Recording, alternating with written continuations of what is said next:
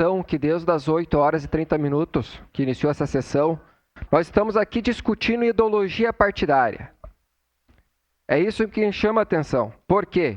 Aqui no nosso plenário, temos aqui cidadãos aqui, cobrando asfaltamento, saúde, educação, a parte assistencial. Olha os problemas que nós temos grotesco na nossa cidade de Caxias do Sul, que está virado em cratera, buracos, gente que está morrendo lá na UPA porque não tem um leito hospitalar, acho que tem mais de 80 pessoas em lista de espera de um leito hospitalar.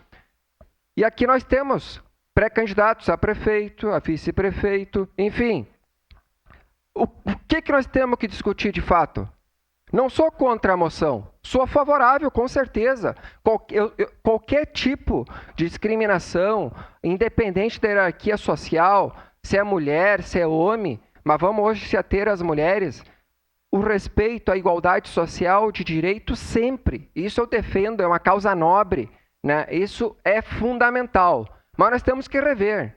Eu acho que temos que aqui um respeito a essas pessoas que estão aqui desde as 8h30 da manhã, que vieram cobrar um direito onde que nós aqui, enquanto entidade, como representante da população, é defender a população, que tiraram o seu tempo, o seu trabalho para estar aqui.